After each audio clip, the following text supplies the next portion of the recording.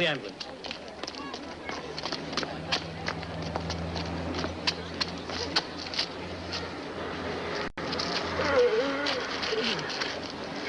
My God, this man's still alive.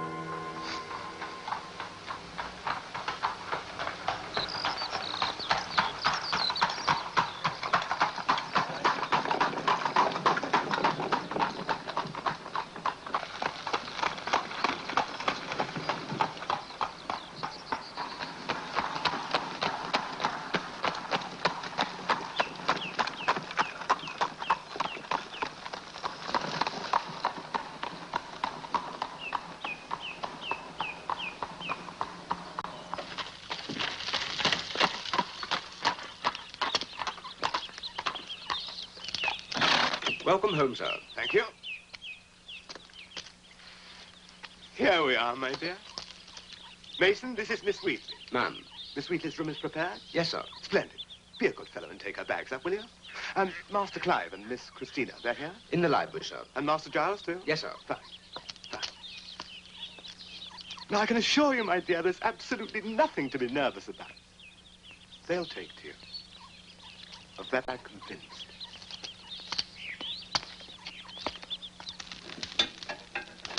What a pity all our new family couldn't be here. Yes, I had to leave Elizabeth behind in Switzerland. She's bitterly sorry to miss the wedding, but her absence is unavoidable. Oh, I'm glad he's marrying again. I've been suggesting it for years. Oh, come now, you make yourself sound like an old crone. So he's finally decided to take the plunge. Oh, here they are. Clive, my boy, welcome. Ella, my darling, this is my son, Clive. Hello. I'm delighted to meet you. And my daughter, Christina. You'll have to nag him. He never wraps up warm in winter. Are you trying to tell me I'm an old man? And this is my adoptive son, Giles. Hello. Always the last card in the pack. Some might say the joker. How about a drink? Do sit down, everybody. Don't stand on ceremony. Miss Wheatley's bags are in her room, sir, and I thought some refreshment after your journey. Good man. It's all right. I'll see to the drinks. Very well, Sir Hugo. Mason, I hear your sister is unwell. Quite poorly, sir. If there's anything I can do to help, please don't hesitate to ask. Thank you, sir.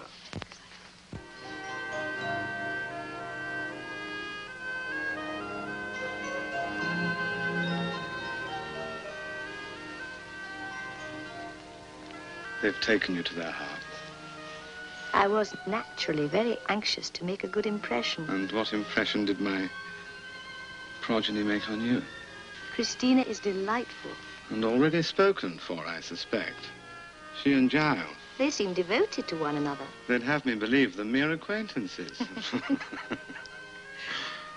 And what did you make of Clive? He has your sense of humor. He himself will be marrying shortly. I'm surprised he didn't suggest a double wedding. We'd steal his thunder, and he knows it.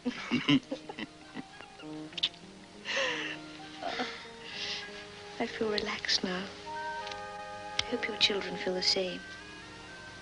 My children are full grown. They'll all be going their own separate ways before very long. Then I will give you children, Hugo. Nothing would delight me more. Dearest Anne. The time? You'll be late, and you've said the meeting can't start without you. I'll not be away for more than a few hours. Psychical research. How long have you been involved in it? Some years now. And your photography? Early days. Are you as reticent with Christina about your work as you are with me? It is not something that would interest you particularly. Everything you do interests me. What exactly do you photograph? You wouldn't believe me were I to tell you. Try me. I think not. Darling, is something wrong? Nothing. I'm sorry, I shouldn't have asked. Very well, in all fairness, I ought to tell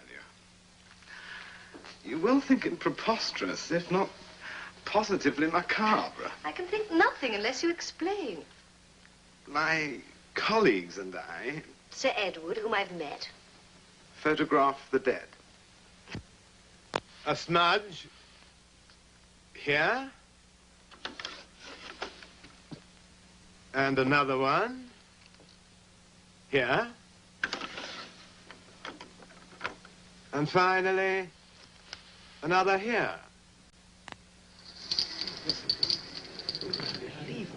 At first, I was tempted to explain away the smudges I've shown you by bad exposure. But, Sir Hugo, 3 different pictures taken on 3 different pieces of equipment by... 3 different photographers. It is perplexing, to say the least. All 3 slides, apart from the smudge you've seen, have one thing in common. Your president will explain. Sir Edward? Each of the subjects in the slide Sir Hugo has shown you was about to die. I myself took the first slide at the moment the subject died. Sir Hugo took the second slide. And also recorded a man in the process of dying. The third photographer has testified that he, too, waited until the moment of death before recording the subject. And each slide is characterized by that smudge. Your president has suggested what that smudge might be. I examined the slide I made and the equipment I used most carefully, lest the smudge was due to a faulty recording. I, too, needed to assure myself that nothing could happen to prevent an accurate recording. Your president and I then worked closely with the third photographer, examining the equipment he used, questioning him about everything he did. Circumstances were perfect. Nothing technical could have gone wrong. The 3 of us were therefore obliged to conclude one thing and one thing only. I myself prepared the plates and designed and developed the impedimenta used in the recordings, and I am satisfied it was used properly. Gentlemen, what you have seen, what we have recorded, is the soul at the moment it departs the body. At death.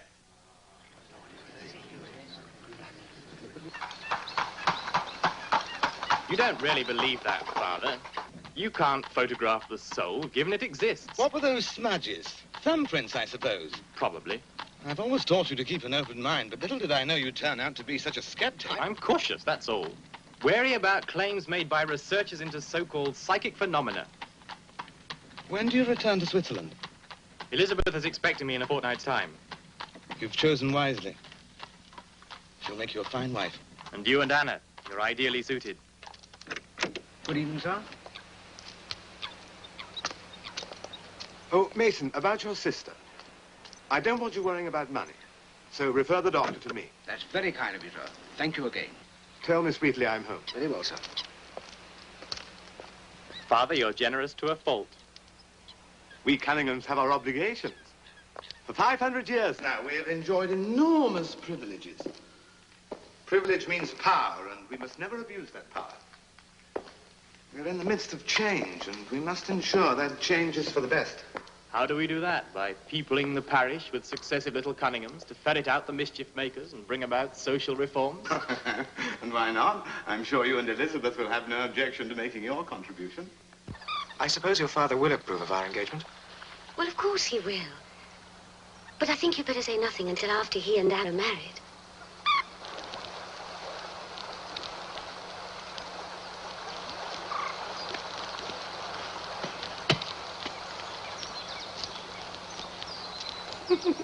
Look at him. He's behaving just like a schoolboy. Only your father would think of a day on the river in March. Here we are.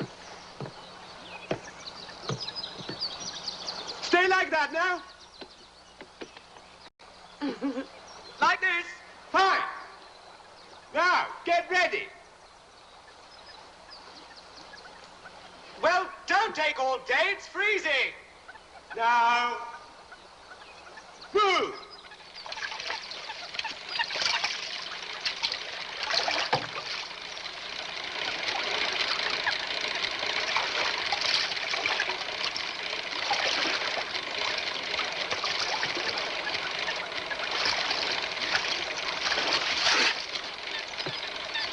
All right? Excellent. Excellent.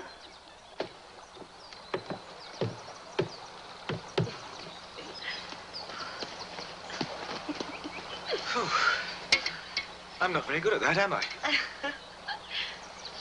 Thank you. Let's hope it works a second time. It will.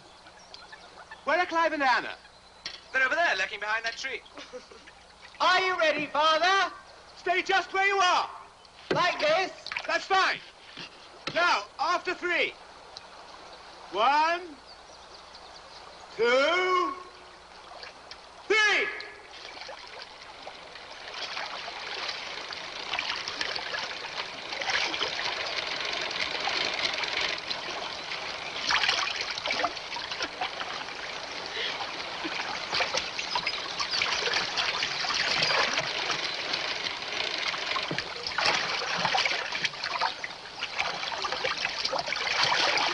The pole's stuck. Clive! By that branch! Clive! Anna! Take it! There's a boat! Anna can't swim!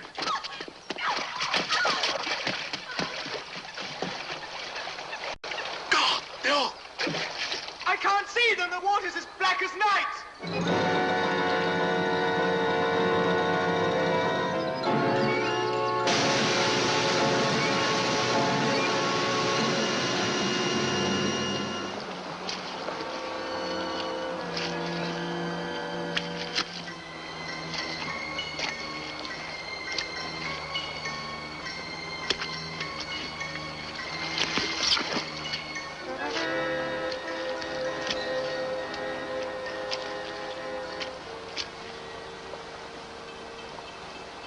It's Anna. We've had to call off the search. She must have been swept over the weir.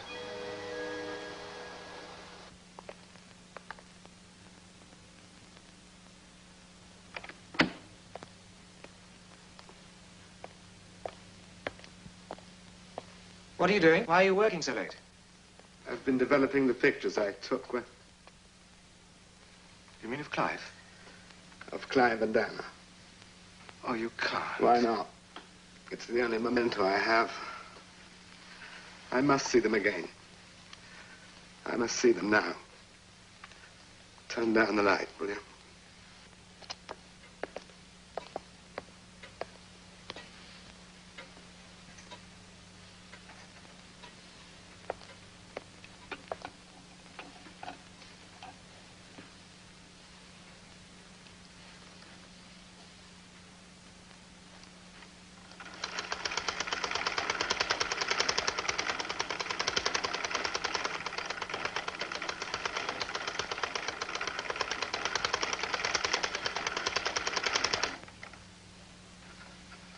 The smudge!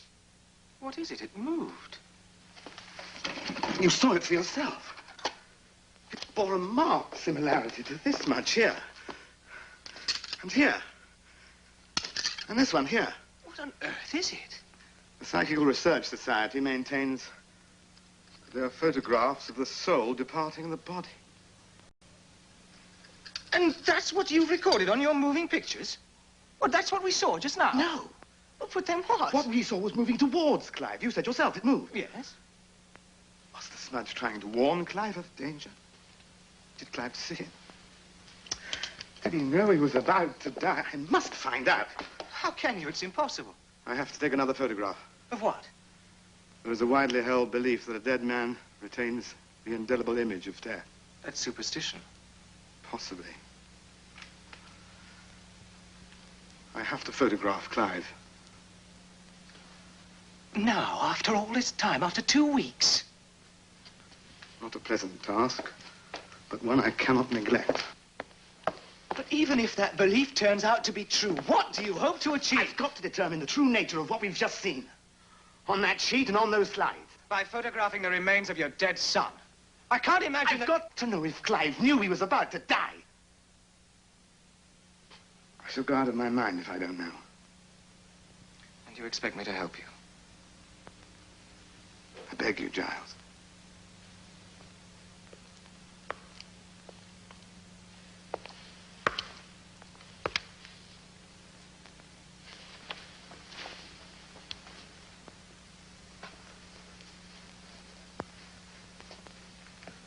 Light the flash when I tell you.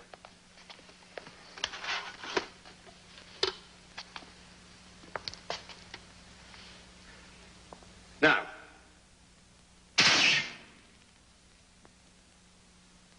Nothing. Not a mark. May I turn the light up now? If you like. It's all right, my boy. You needn't pretend. Afraid I don't understand. You don't approve of what I'm doing, do you? It would worry Christina. You've told her? You must never tell her. Ever. Of course not.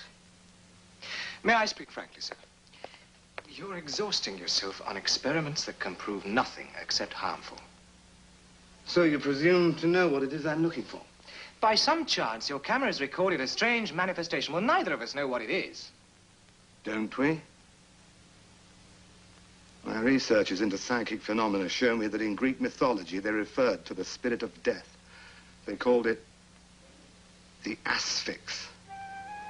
It manifests itself only in times of danger, having existed in eternal agony. It seeks out the dying or the damned, for only by possessing those about to die is it at last released from unspeakable torment. Don't you see? The smudge we saw, the shadow, it disappeared. The second Clive hit the water. Presumably possessing him. But why doesn't it appear in the new photograph? Possibly because it was absorbed instantly and vanished instantly. So it manifests itself only briefly? I should have photographed Clive's body the moment we recovered it from the water. Please, stop what you're doing. Now. This isn't science. You've no right to experiment with this. It. The spirit of death. The Asphyx possessed my only son, sought him out, and in him found release, and you say I have no right. So you invoke your inconsolable grief as justification for a series of pointless and dangerous experiments. They are not pointless! I will not have you call my work pointless! I'm sorry, I spoke out of turn. No, it's I who should be sorry.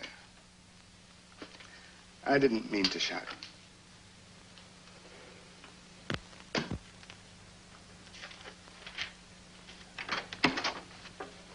Sir Edward Barrett. My dear Barrett! You will have heard. Heard? Heard what? Step back into the Dark Ages. At times you're so imprecise. A public execution. A hanging? When? Tomorrow, in the market square. What? Is there nothing you can do to prevent it? Nothing. With all due ceremony, the authorities will intone a prayer, ritualistically snap a man's neck, and then leave him hanging there, lifeless at the end of a rope. I dare hardly believe it. There hasn't been a public execution for years. Who ordered it? Judge Hall. As an example, he says, necessitated by the appalling increase in crimes of violence. Oh, the reform movement has pleaded for clemency. Deaf ears. Hugo, I want you to record it. I mean, photograph it. Photograph a hanging. So that the whole barbarous spectacle is put on record. Well, this is not the first time we have campaigned together, and I'll always do everything I can to help bring about reforms, but I see little point in photographing. If we're to succeed in our efforts to reform, then we must show people the revolting acts that are carried out in their name. Hugo, please don't fail us now. All right. I'll do it. The Lord said, thou shalt not kill. Blessed are the merciful. May God judge those responsible for this outrage. Get back. Now get back. Get back. Join them in stamping out legalized murder.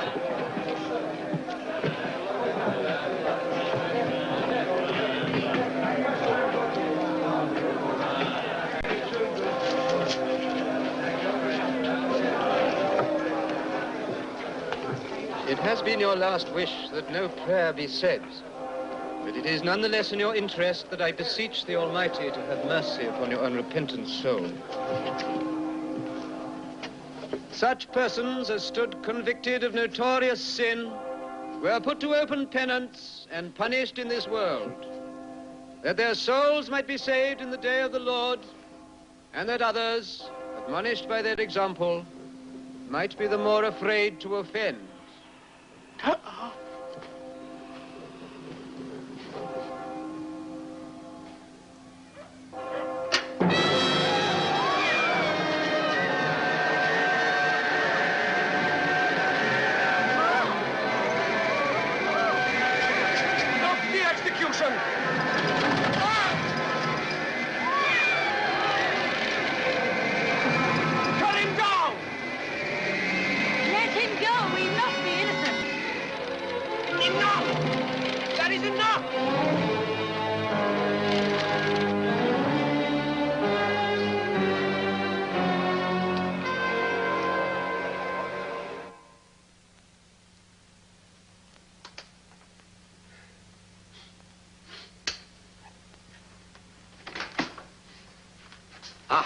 You have the slides.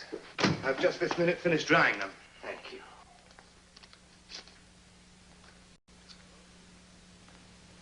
These will be most useful to the movement. Both slides and moving images.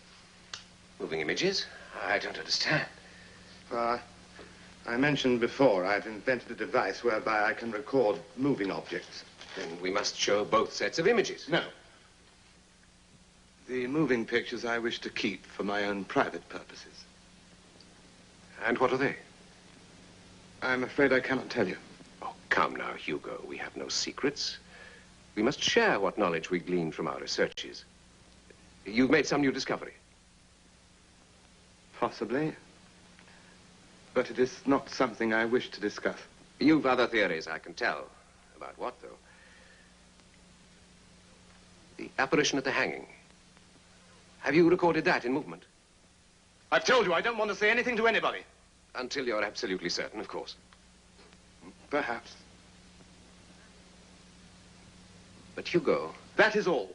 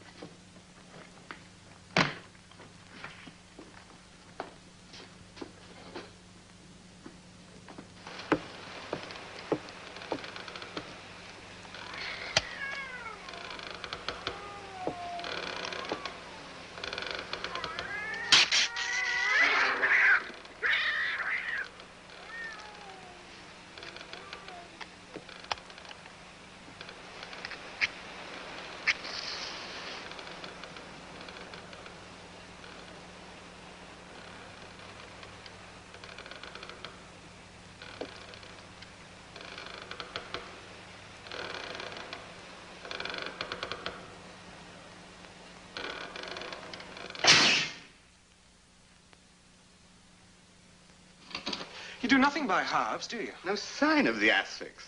So what do you conclude? It manifests itself but for an instant, and then is gone.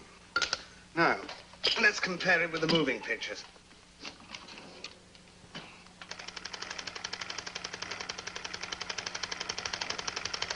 Good grief.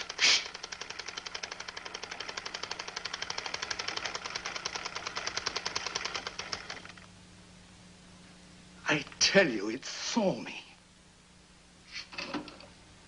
The hanged man's Asphyx saw me and stopped. You saw for yourself.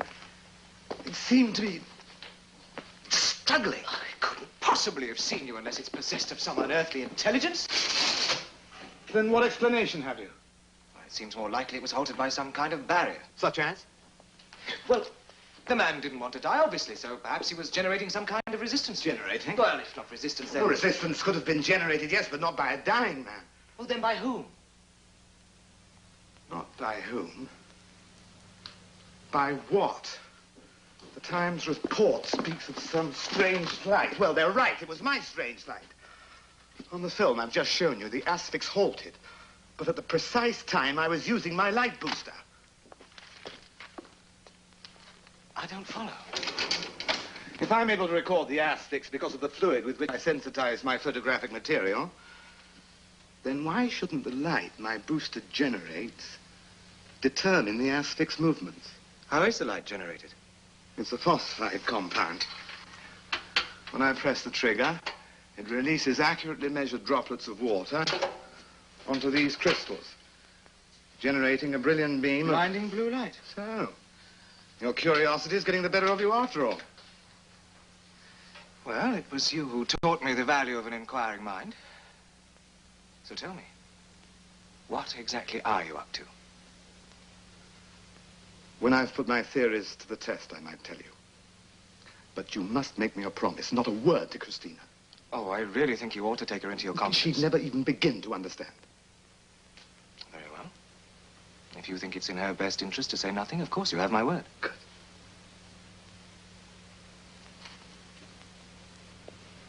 Giles, find me a guinea pig. No wonder he's complaining. You've not fed him for 2 days. He shall have something to eat now.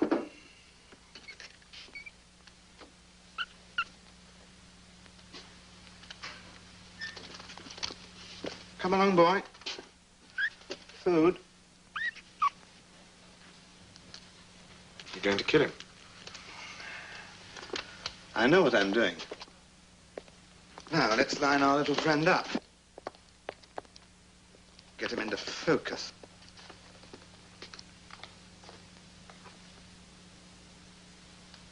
Are you ready with the booster? Yes. The second I say now, press the trigger.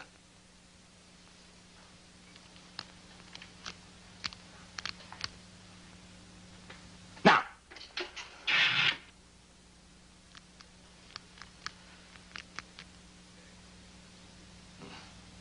Save your booster.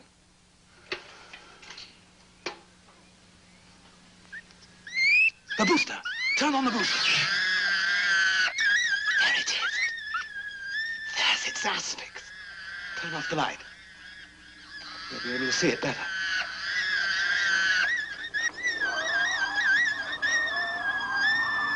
Keep your booster on. Train the light on the Asphyx.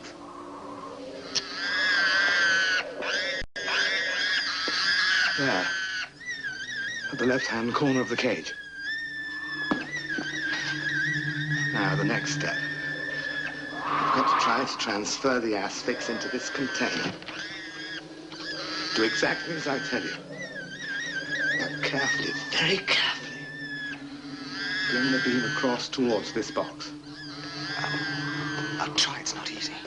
Then take it slowly, very slowly.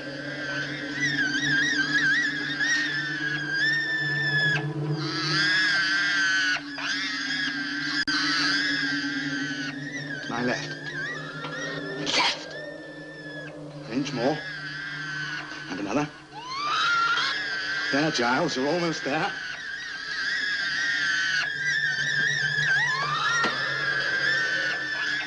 mention more.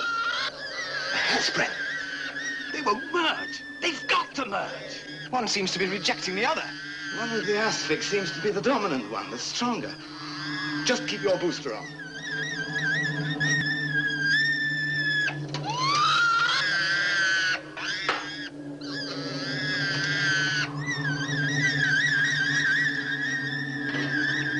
There, it's working. Turn off your booster. Watch me. Watch and learn.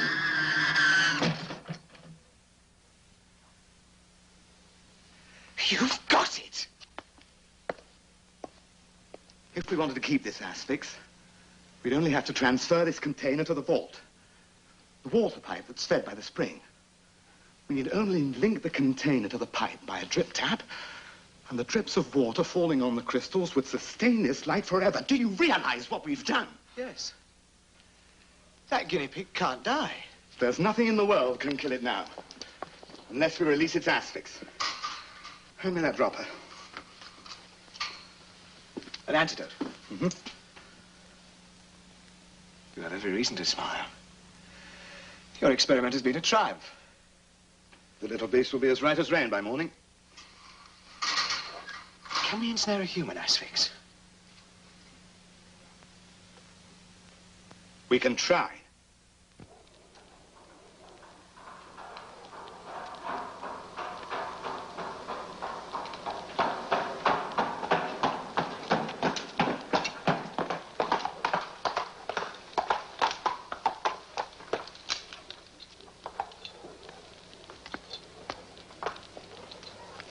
Wait here. Yes, sir.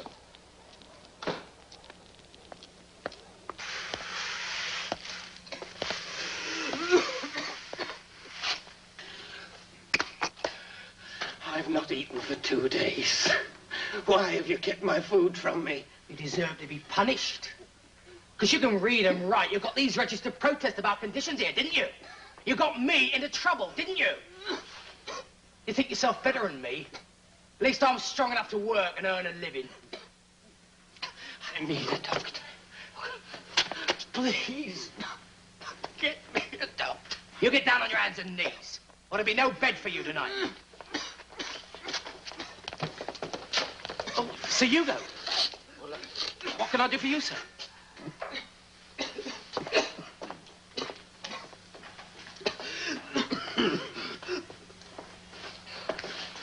You have a fever. A fortnight now.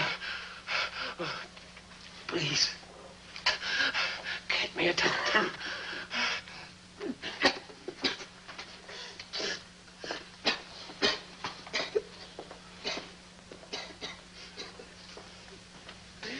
This man is desperately ill. He is to come with me. But Sir Hugo, you can't possibly...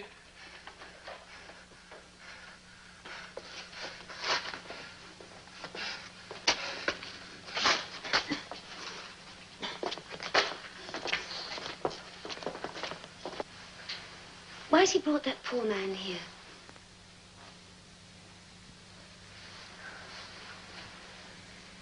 Where does he come from? The institution from which your father took me.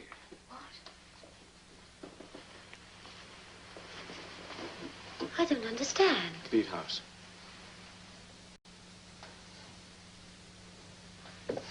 Beat house? Yes. Yes, I'm a foundling on a doorstep. I could be any... No, I'm no match for you. Why should that stop me loving you? Perhaps in time it might. No.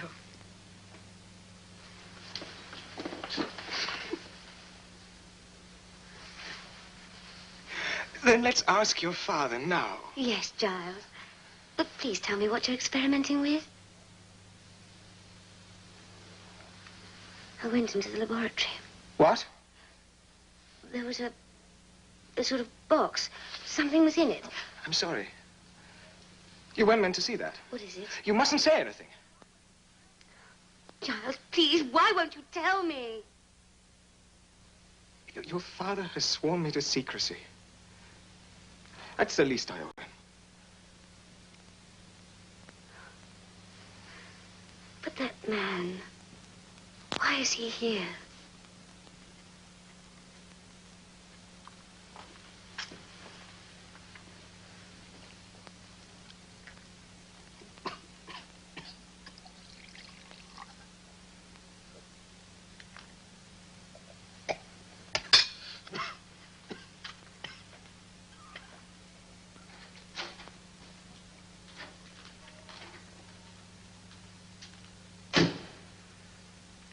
So, do you agree to my proposals? I have no choice. Your hospitality has been lavish. The condemned man ate a hearty meal.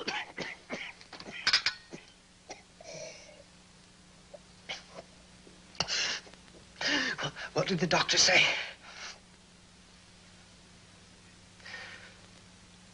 You're an educated man, a civilized man. So you'll bury me like a gentleman? I'm to be grateful. The doctor has done his best. His best is not enough. It's tubercular spine. And the tuberculosis... Tell me? ...has spread to your lungs.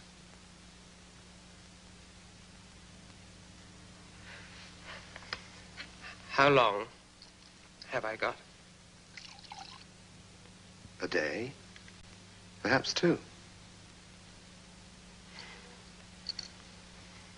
If you've no objection, I should like to go to my bed. Giles here will help you. I need no help. I've slept in hovels and doorways, but never, I confess, amidst the paraphernalia of a laboratory. But if that is my lot, who am I to question the wisdom of my maker? Before I go, I would like to ask one thing. And what is that? When I'm dead, spare me the dissecting table. Bury me in the earth. Alive, I've been no use to man or beast. But dead, I may feed a few dried tubers. Good night.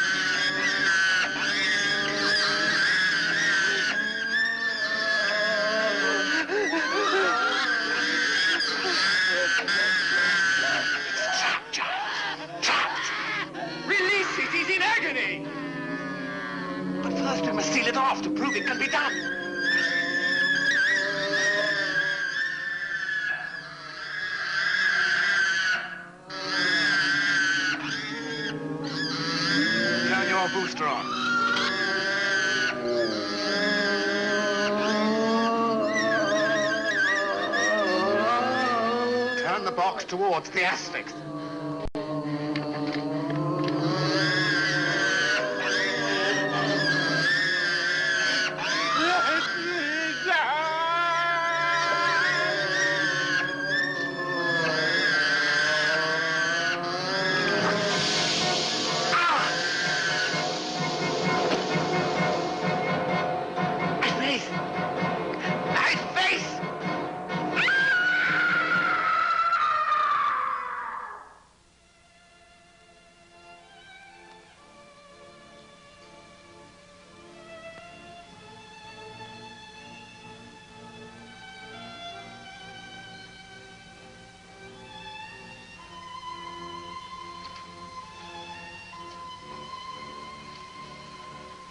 Remove the bandages. The doctor Now. said... This moment. Please, Father, be patient. Let the doctor remove the bandages. Leave me, child.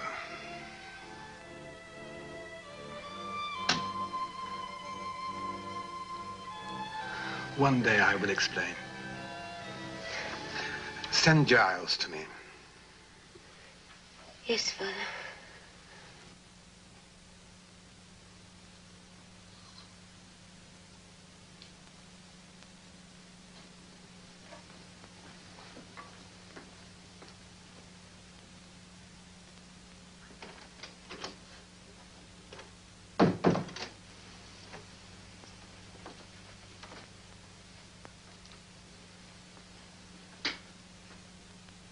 You wanted to... Ugly? Yes, but I'm not required to look at it. You shouldn't have removed the bandages. It handicaps me in my work, and my work cannot wait. Yes.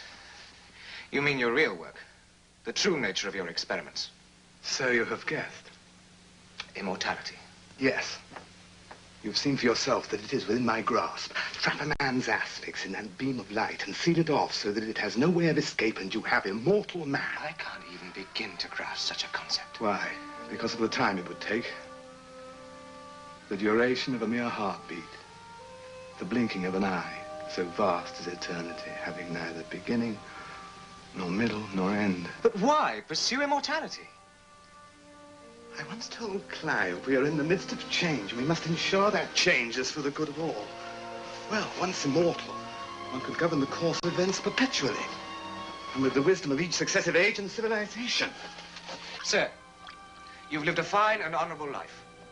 You have responsibilities, yes, but one of them requires you to know when to relinquish power. Giles, I need your help. I want you to summon up my own asphyx, to trap it, and put it in the vault next to my son. Think of the future. Imagine your grief when Christina predeceases you. You give me an idea. What?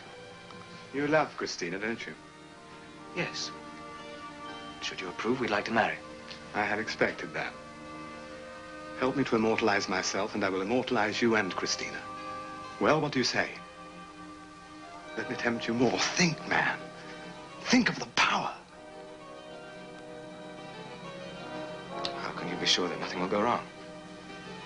For myself, I am prepared to take the risk. If the experiment fails and I die, then it is God's will. If I survive forever, then it is also God's will. What do you have in mind? Tomorrow I will show you.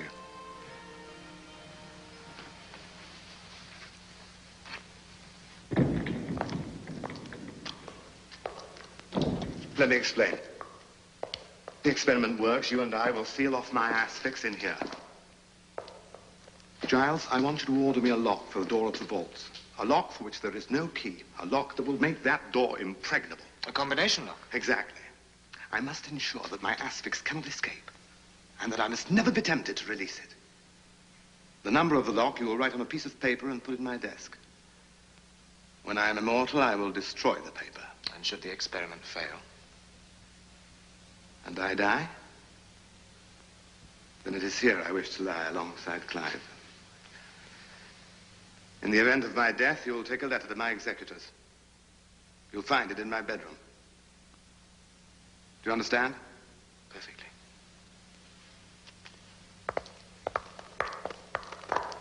How do you propose to summon your asphyx?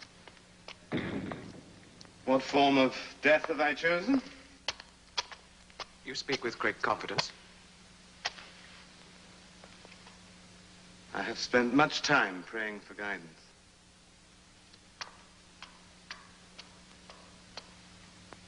But what method?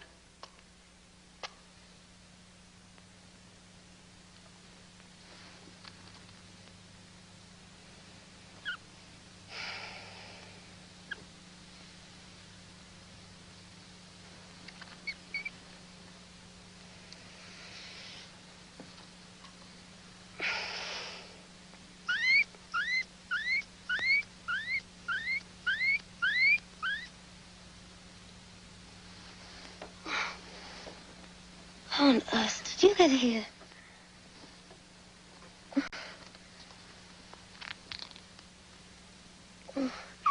What's the matter?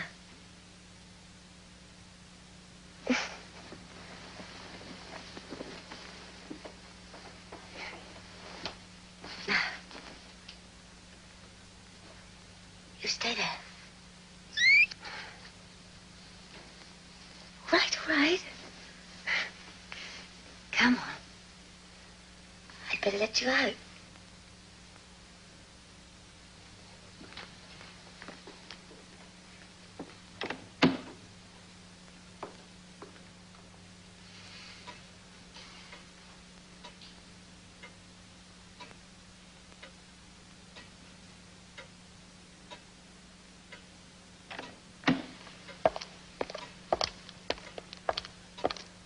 I have built a small lever in the side of the chair so that I may increase the current while you operate the beam.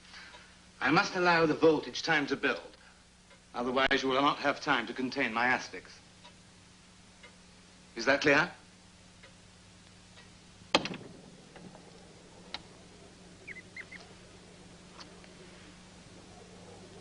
Off you go, then. Off with you.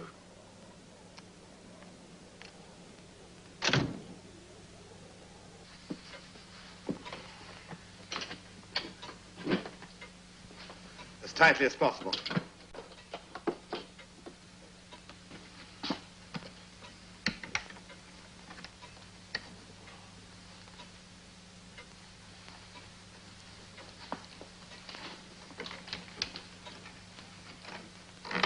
Now, take the straps and fasten them across my thighs and across my chest.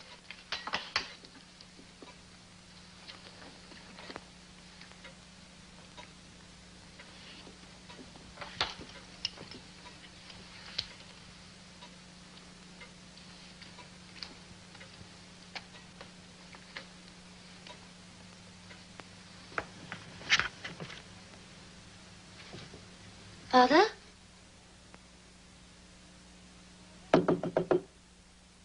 Father, are you asleep?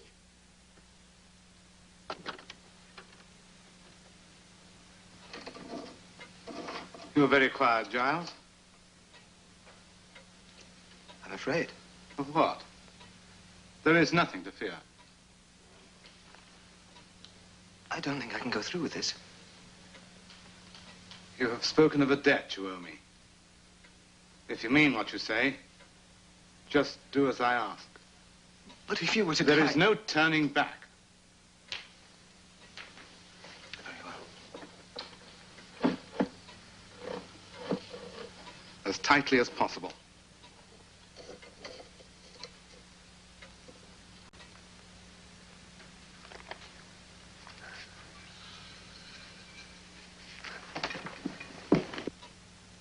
Are you ready with the booster?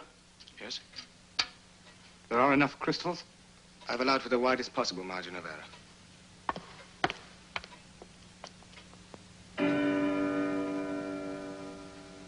Switch on.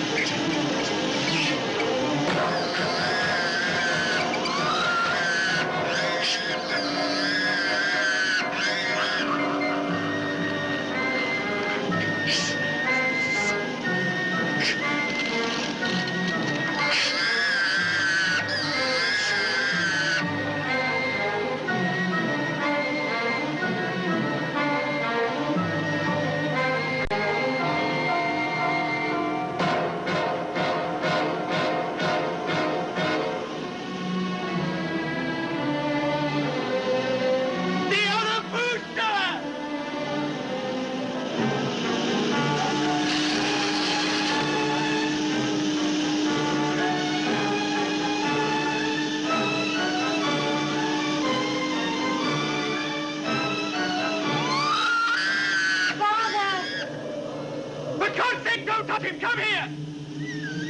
Giles! Come here! My father! What are you doing to him?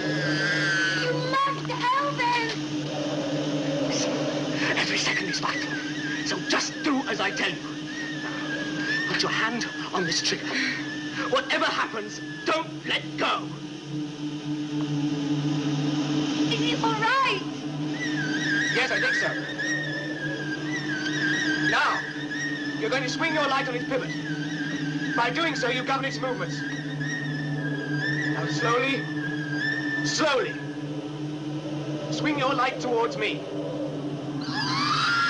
Towards this light.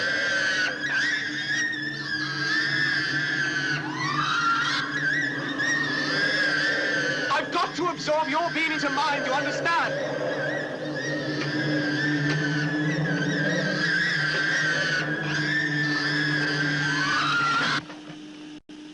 I've got it. You can let go now. Don't touch!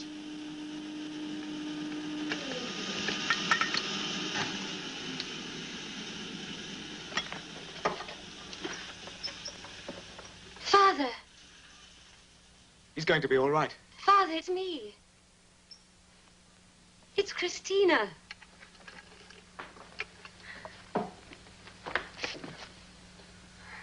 You saved his life.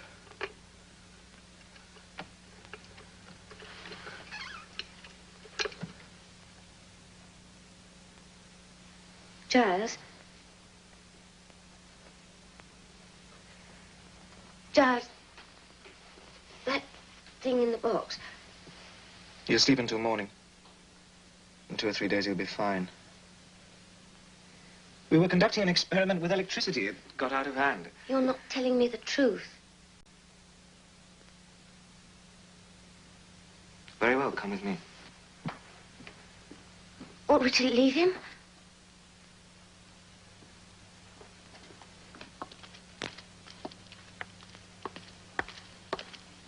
I promised your father that whatever happened, I'd tell you nothing about his work.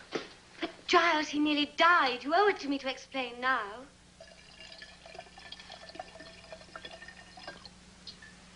Help me with this.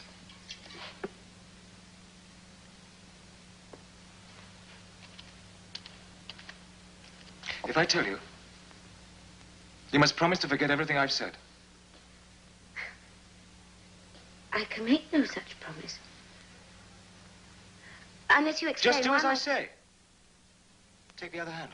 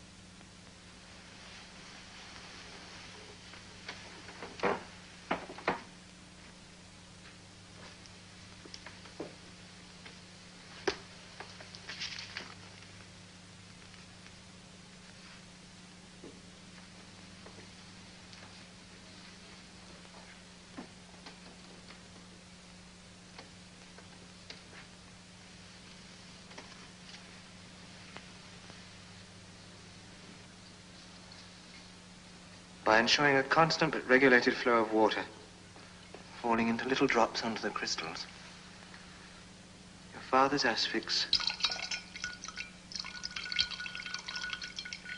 will be ensnared for eternity.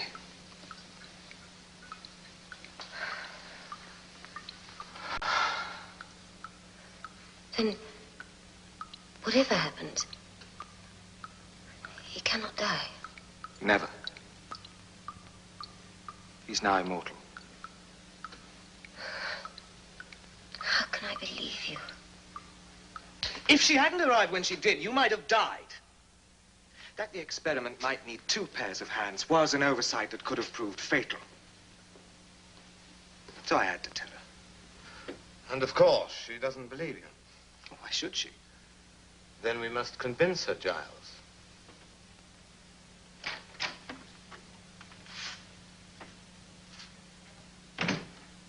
I've just taken your father to the station.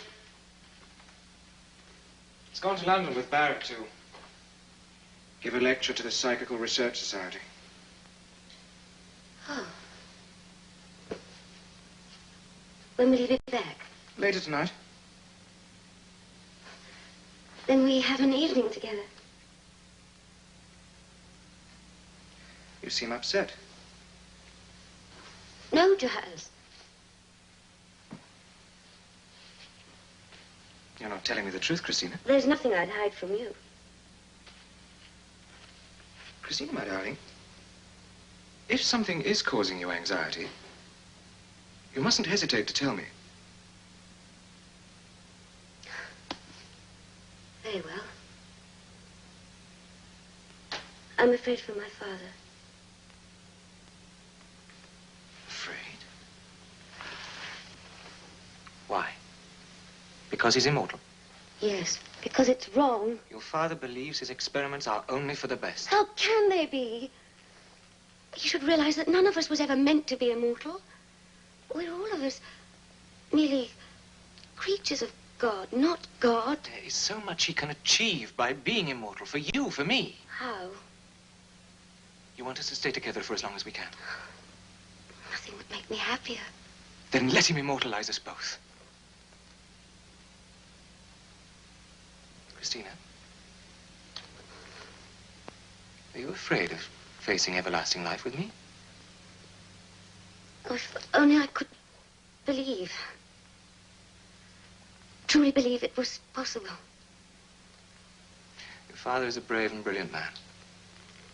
He will prove to you that immortality is possible. Giles, how?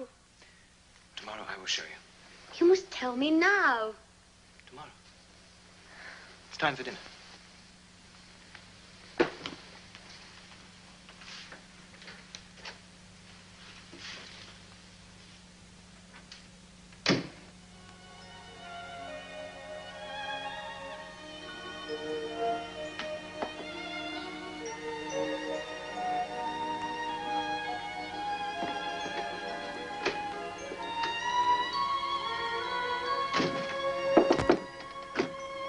Good morning.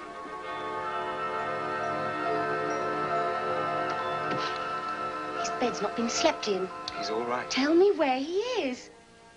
Come with me. Why did you lie when you said he'd gone to London? There's nothing to fear. I am afraid, don't you understand? Your father and I will put your mind at rest.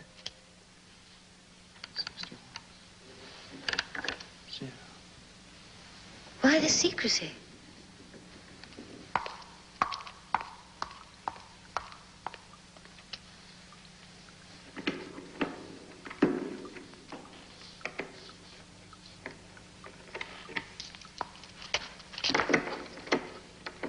Fetch me a glass of water, will you?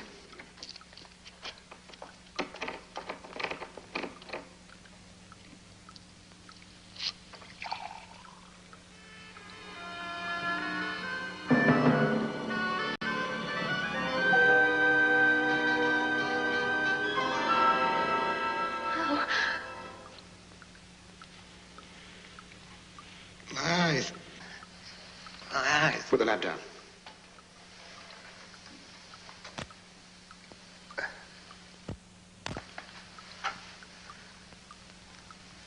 Take this. Slowly. Slowly.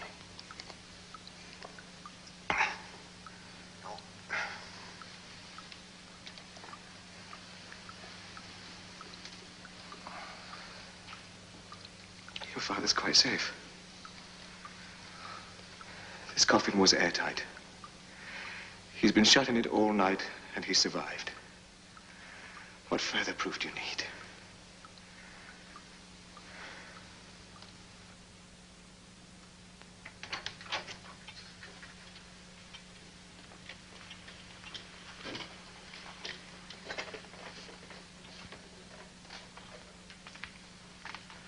Rose, tell Jenkins I am not at home to call us. Sir.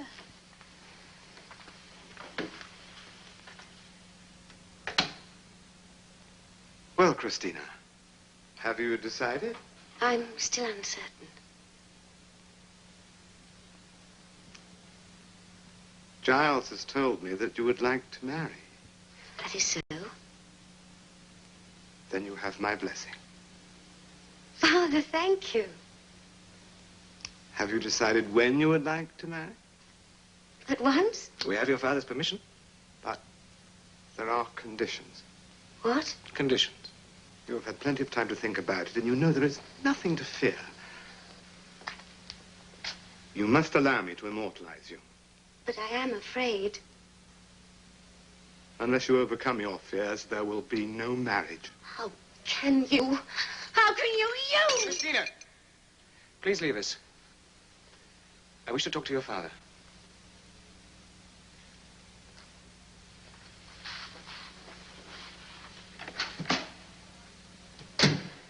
I'll not allow you to force her into anything. She is so obdurate. She's every right to be. I was too. I've told Sir Edward the master's not at home, Miss Christina, but he insists on seeing you. So I've shown him to the study. But I... All right, Jenkins. Yes, Miss Christina. Ah, my dear Christina. Do you know when your father is returning? I'm afraid I don't. I see. Then please tell him I shall call again tomorrow. No, please don't go. I'd like to talk to you. I can make her. And I will. Let me talk to her again. Very well. Allay her fears if you can. My dear, you must tell me what it is specifically that upsets you. Explain to me the precise nature of his work. He's been able not only to... something on moving pictures, but he's also... Christina! I'd like to talk to you. Giles, I can explain.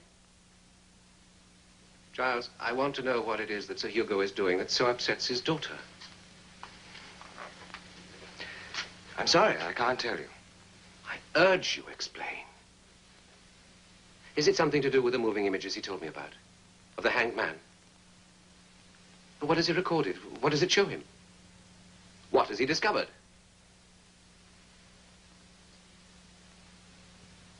For the sake of everyone, I must know what his work entails, its ramifications. If Sir Hugo has made a breakthrough, then... I have. But I do not wish you to know what it is. You have no right to pry. How dare you insinuate yourself into my household? Hugo, I'd hope... Hope to what exactly? Concern yourself with my work when it's none of your business? I called to ask you if you'd chair a special seminar and to tell you about a very exciting new research project. I have projects of my own. And they have nothing to do with you. Now, if you will excuse us. Jenkins! Sir Edward is leaving.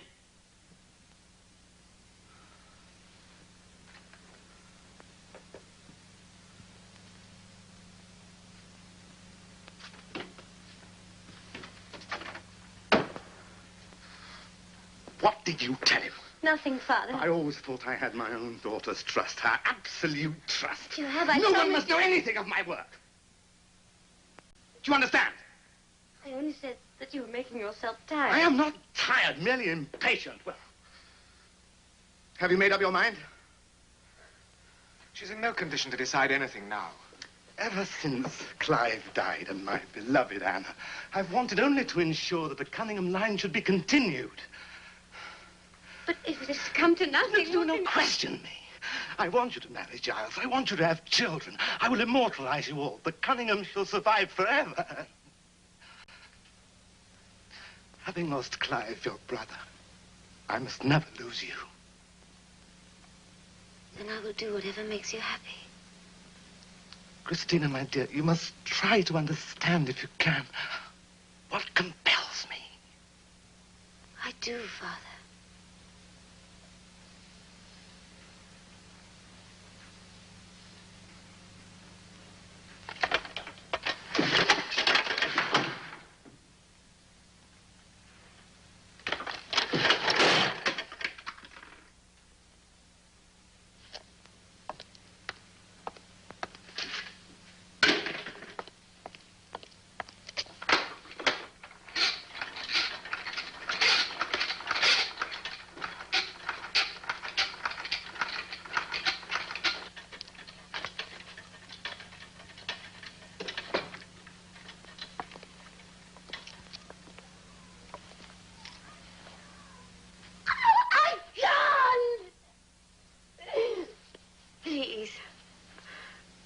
let me use the chloroform.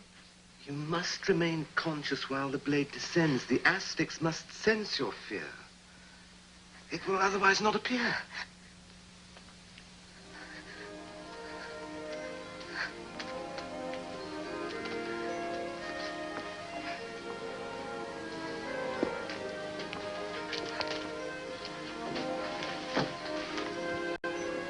Your father loves you, and I love you. And we've made sure that nothing can go wrong.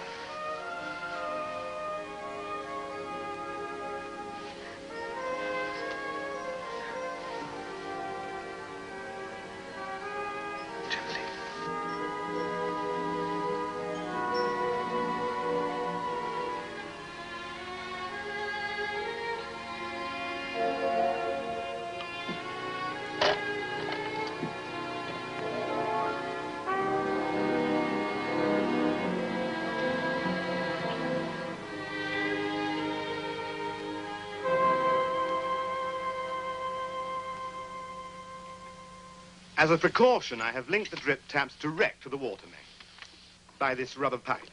So there shall be no danger of the water supply running out during the experiment. Giles has the brake of the guillotine and his booster lever at hand so that he can use both at the same time. Giles? Then release the blade, but very slowly. Give the Asphyx time to appear. Then, when I have trapped it, hold the blade.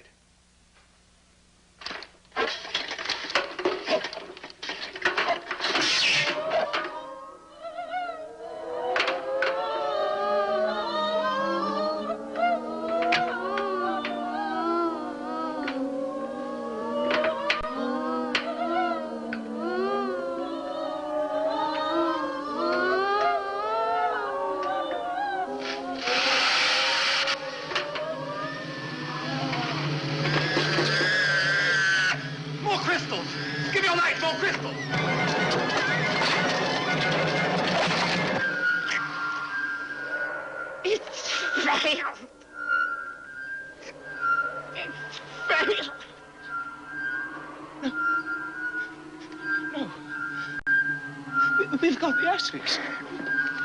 No good, I tell you. We must save her. It's in the night.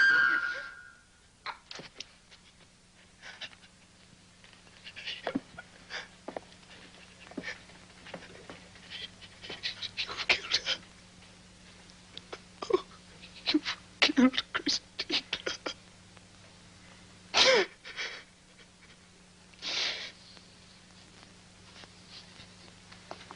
I had to let her die. She couldn't have lived. Her head. It was... You.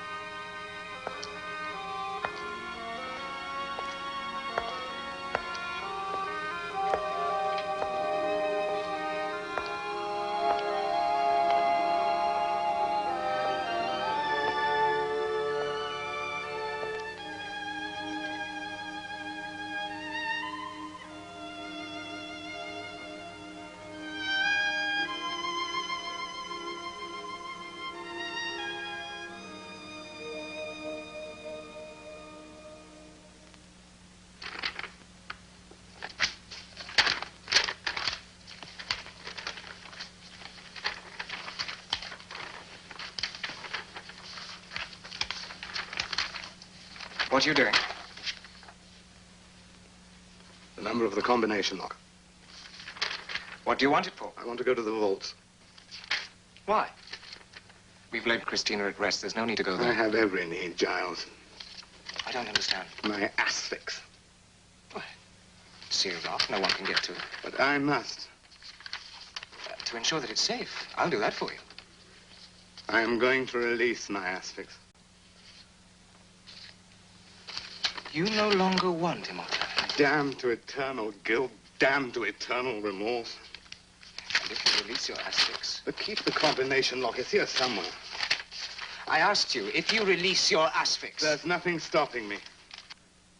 I want only to atone. I want to join my children whose deaths I hold myself responsible for. I want to join Anna. We made a pact, remember?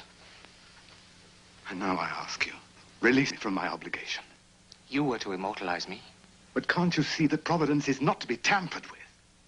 Between us, we have killed the woman we loved. How am I to expunge my guilt? That may take time.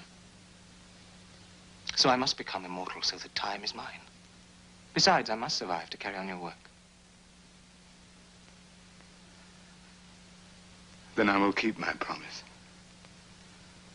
If you feel impelled to carry on with the experiments, then you surely must. But in return, you must make me one promise. When I have immortalized you, release my Asphyx and let me end my life. Let me join my children.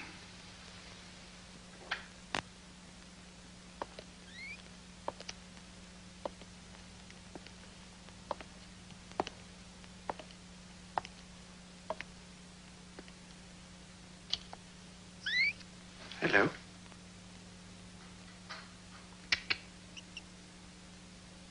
Hugo plans and Hugo schemes. Hmm? I too can plan and scheme.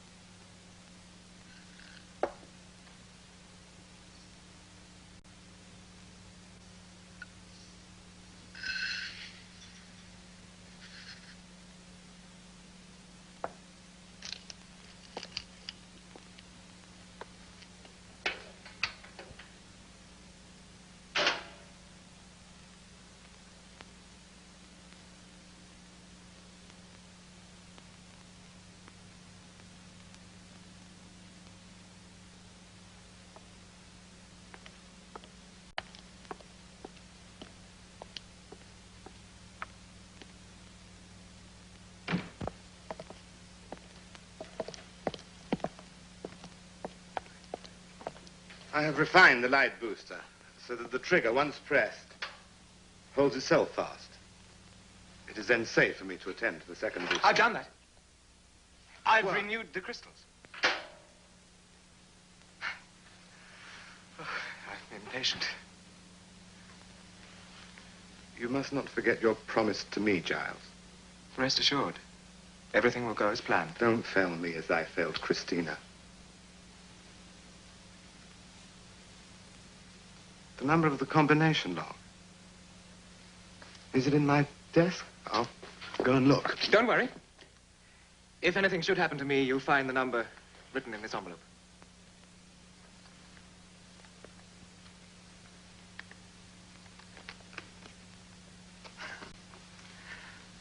You are wise to take every precaution. Now, I tested the block and pulley earlier, and the gas, and the oxygen. What? Well, once I'm in there, it may take you some time before you can hoist it up and release me. So if anything does go wrong, God forbid, you can turn off the gas and feed through the oxygen.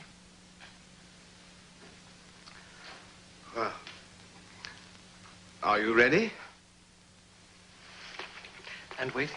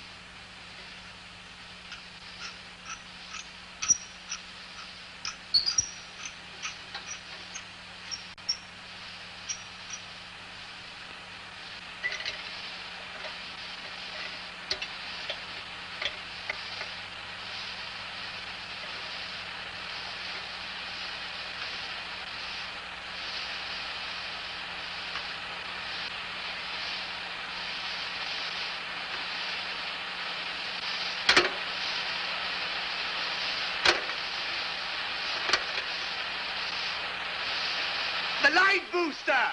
It won't work!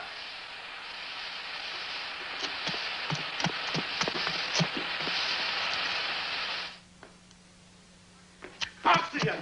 I'll give you oxygen.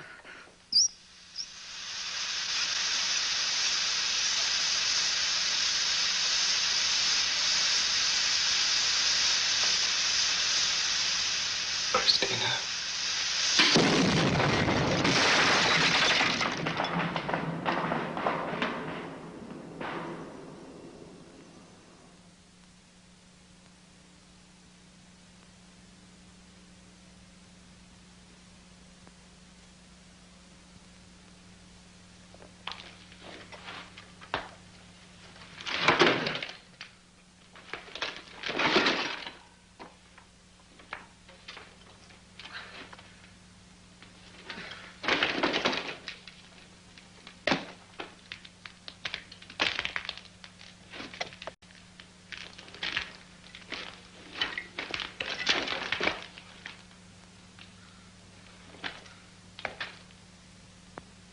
Oh, my God.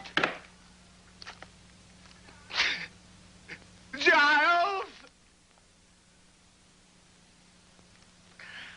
I've killed you. I've killed you, too.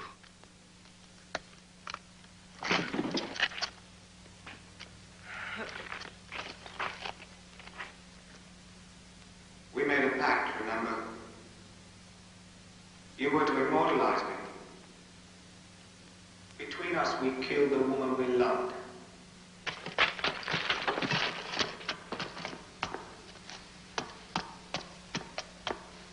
My Asphyx. My Asphyx. We killed the woman we loved. How am I to expunge my guilt? That may take time. So I must become immortal so that time is mine. You were to immortalize me. How am I to expunge my guilt? That may take time. Time. I only want to return. I must survive. I must be immortal so that time is mine.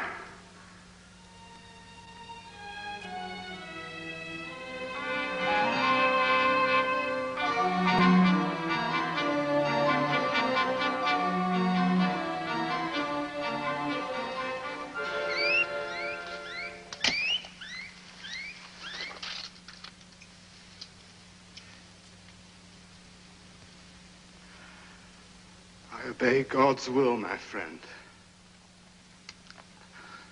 My only friend. My eternal and everlasting friend. My companion in immortality.